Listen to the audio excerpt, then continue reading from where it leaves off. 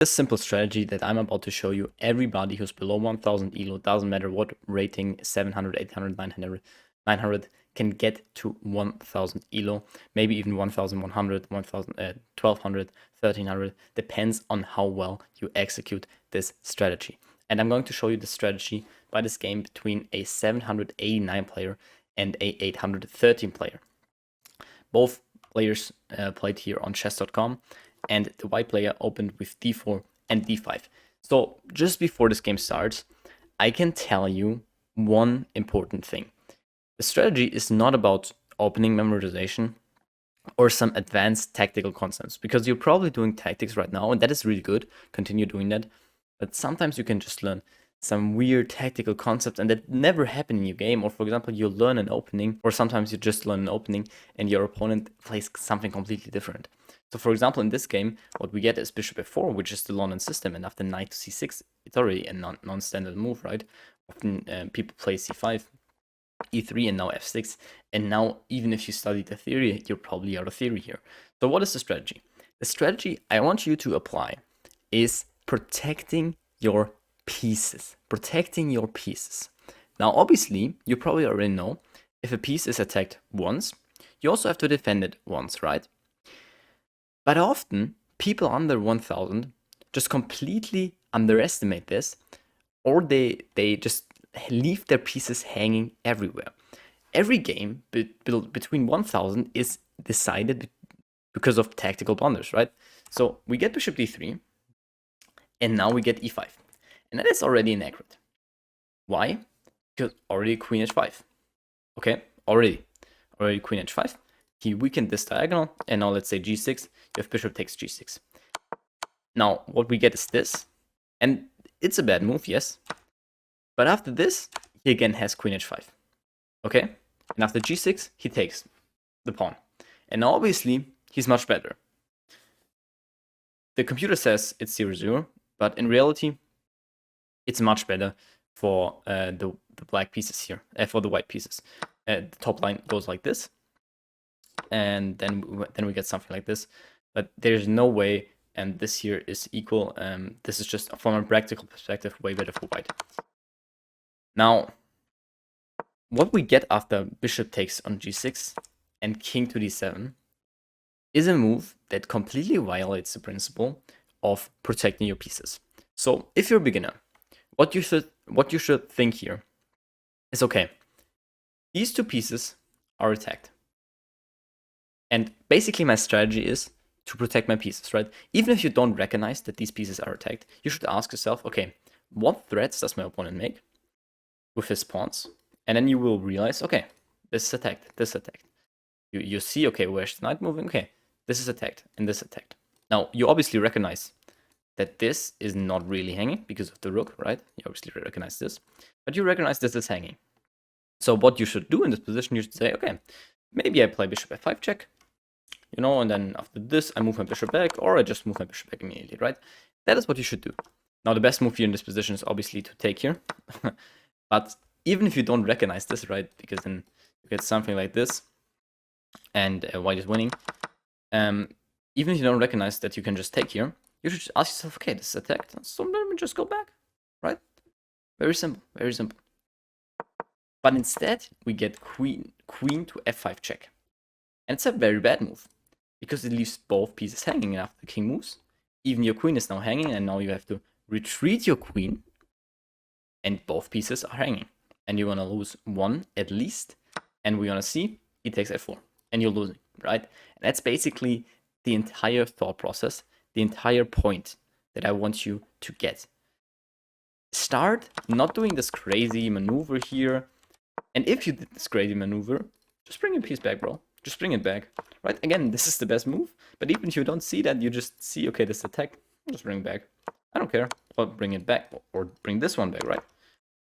If you just played this, probably after this, you would have not hung not hung your hung every piece, right? So this is very simple. Now what we get is this, and now again, same thing. You should ask yourself, okay, well, now obviously I gotta retreat this because it's hanging. But again, you play this, you see how much the game is decided simply by these tactical blunders, right? This is just the entire game below 1000 elo. It's just only decided because of these tactical blunders. Knight to c3, and then we get bishop to f5. Bishop to f5. Now again, we talked about protecting, and black, I guess, tried to protect this pawn by also attacking the queen, but he forgot to protect the d5 pawn. And when your opponent makes a move, this is the second point you have to, this is now your thought process as well. You have to ask yourself, okay, my strategy is to protect my pieces and look at his unprotected pieces. You have to ask yourself, did my opponent make any threat and attack anything? Yes, he did. The queen. Okay, he attacked the queen. And did he leave something unprotected, right? Did he threaten anything of mine? And did he leave something unprotected? And in this case, he did. He just left this pawn unprotected, which he just attacked a moment ago twice, right? So now bishop f5. Now obviously queen takes d5, and you should play, right? You should play. You're still losing because you're down 2 pieces and still lost, right? But at least you have a try. And now after bishop to f3, queen f3. I mean, this is very simple, right? Also, the pawn on c2 is hanging, which I wouldn't say is the best move for him, for the black pieces, simply because the black pieces have to catch up in development and bring their king back, and then it's just game over. But this is also hanging, right? So you hung another thing, right? So now knight to f6. I like this move from the black pieces because it's simply developing a piece. And now rook to d1. You're attacking this again, and I think it's a practical good move. By the way, knight f6 is also protecting this pawn, and rook to d1. I like it. Okay. Now bishop to g4. Now this move is a bad move from the engine, but from a perspective of a low-rated player of 800, it's a really good move, because after the queen moves, you can just take the rook on d1, right? It's just this, but the best move here, obviously, for the white pieces is rook takes d5. After knight takes d5, we get this, and then the king goes here, and we get this, and you won 2 pieces for a rook. You're obviously still losing because you lost those 2 pieces in the beginning.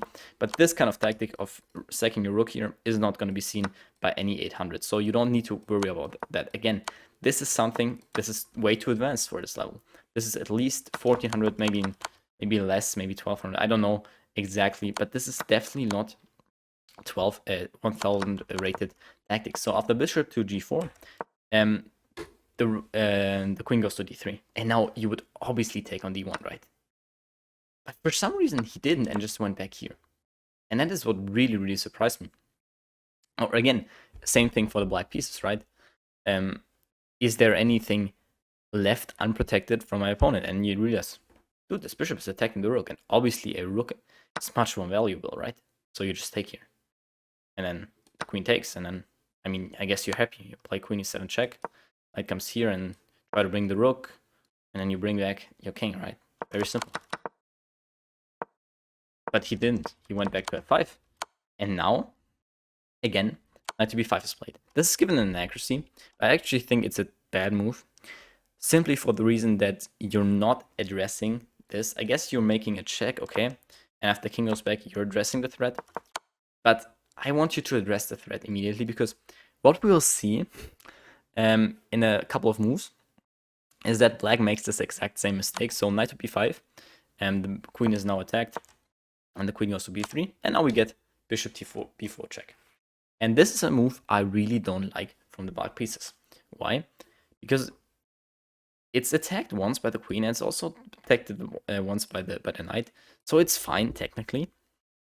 But after pawn to c3, you gotta move it away again. So basically this move was completely unnecessary and just helped the white pieces. But what he did instead was knight to a5,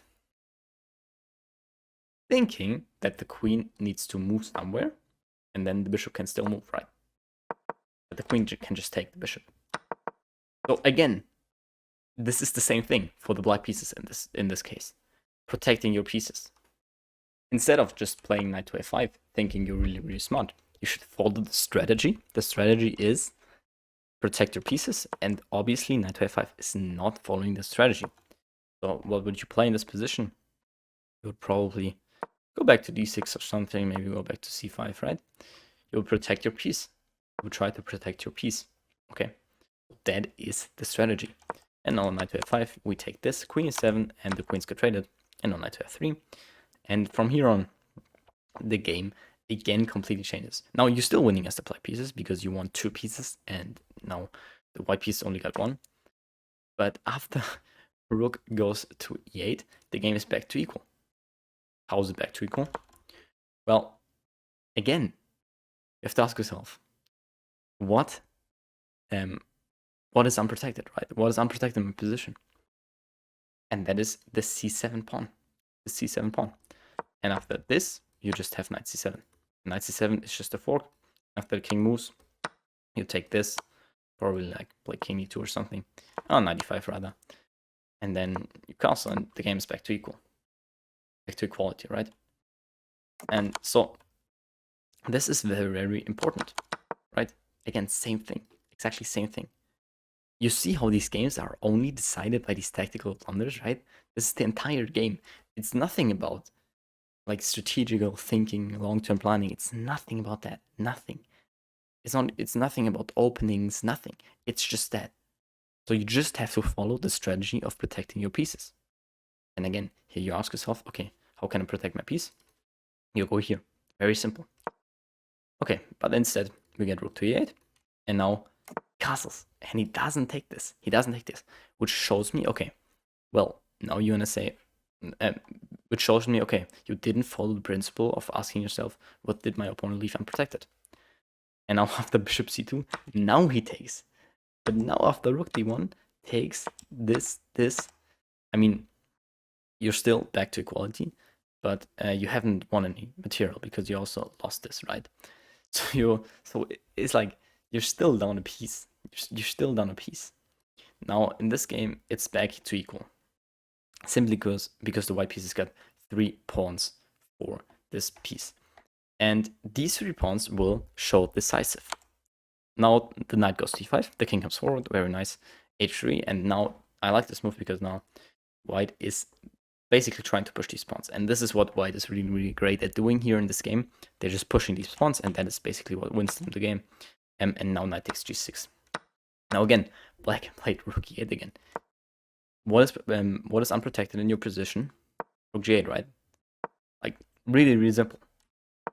Rook e8 takes, and now these 4 pawns. It's really difficult for them to be stopped as a very low rated player. And now knight to c4, and now you obviously, as the white pieces see now, okay, the pawn on b2 again, right? Same thing. What threat did my opponent make? That is like the question you have to ask yourself. What threat did my opponent make? This pawn. So I'll just play b3. Knight b2. I guess I go on d2 or something, right? But instead, g4, right? And again, he hangs this again. Rook goes to f1. Knight comes in. And now f5. Next hang. The next pawn falls. And again, I don't like that. I don't like that. Knight goes in, and you have to ask yourself, okay, this guy here, well, is he attacked? Oh, what does this move do? He attacked this guy here, right? So like, always ask, what did my opponent do? By the way, this game here that you're seeing right now was a 30 minutes game. So there is no excuse of, okay, you didn't have enough time, right? This excuse doesn't count. So now you got here play like rook c1 or something, and you protect this. Rook c1 is not a great move. Actually, it's much better to go f5, which he did in the game. And that's actually the best move, to sacrifice this and then just push the pawn. But he didn't do that. He didn't play f5 because he saw, okay, I'm gonna sack this. He played f5 because he just didn't see that this pawn is attacked. I can guarantee you that this is the case. Now the knight takes on c3, and now h4, which is a mistake because now black is fast enough to play d4, d5, and just push the pawn, but black doesn't. And now after f3, this we get this pawn push, and the game is still somehow equal. And after a couple more moves, we get d4 again, and the game is still equal because after f7, you have knight to d3 check, which is played, king g2, and now you have this knight check, and now this is a forced trade, right? But this is now forced.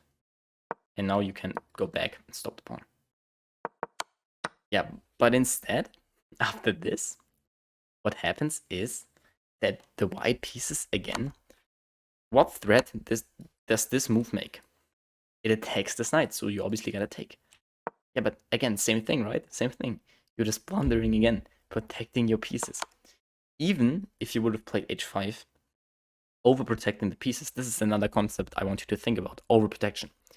Keep your pieces overprotected. For example, this guy is not attacked, but if you would push this pawn here, for example, there's just no move here and you couldn't promote for no reason, and you would just push here, then even if you would blunder this, you would really just, oops, okay, I don't care, because right because of this.